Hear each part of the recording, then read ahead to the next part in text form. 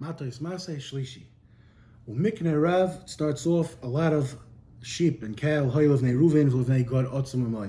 had a tremendous amount of cattle. They're right now me'ever leyarden, right outside Eretz Yisrael, and they see that the land is full of beautiful pasture, and they have a lot of cattle and sheep.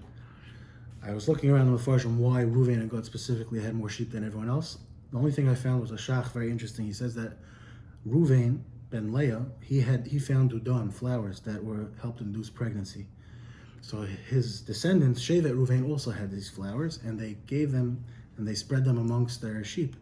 So their sheep would procreate at a much faster rate. As for Gad, it says all the other Shvatim in the Midbar, everyone had mun. But occasionally you wanted a steak, so you shechted your animals. Gad only ate mun. They were makbid. That's why it's a remez in Parshas Mashalach, Hamon kizera Gad. It says even though over there it's not referring to Shevet Gad, it means they were like, it was round, like there's a certain type of seed. But it's a remez that the zera of Gad only ate mun. So that's why they had more cattle. So anyway, because that's the Pashup Pshat. Because they had more cattle, they wanted to stay in this land. You actually, everyone doing Shnayim Mikra, you get a shout out in this week's parsha. The Gemara says the person should always do Shnayim Mikra. Afilu HaTorah v'divayin. That's one of the cities that they wanted. HaTorah v'divayin. The Mefarshim say, why does it say Afilu HaTorah v'divayin? Because there's no targum. The targum of HaTorah v'divayin is HaTorah v'divayin. It's the name of the city. It says even then you should do it. So anyway, you get a shout out from Hashem.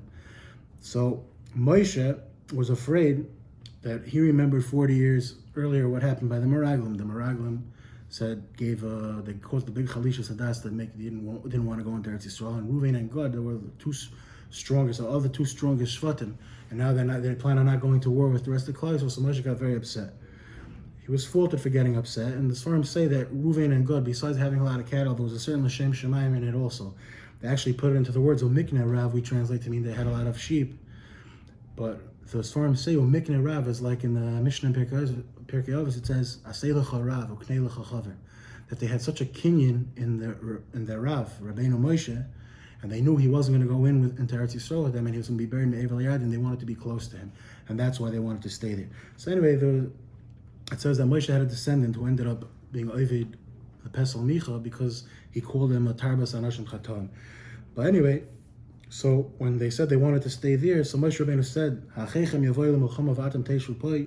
going to go to war while you stay here. So I saw a story that Naftali Rabshitz was collecting money for tzedakah. So there was a rich kofer in the town, so he figured he'll try his luck. So this kofer had a lot of wild dogs that were running around his property. So when Naftali Rabshitz went there, they attacked him. So he was hitting them with sticks. So finally, when they ran away, the kofer was watching amused from his window. He called Rabbi Naftali, Rasha lama sakereyecha. He was calling him a chas v'shalom dog. So Rabbi Naftali said back to him, I chased them away because my life was on the line. But you, this pasuk, your brothers go to war and you just stay there by the window, and that will take us till Revi.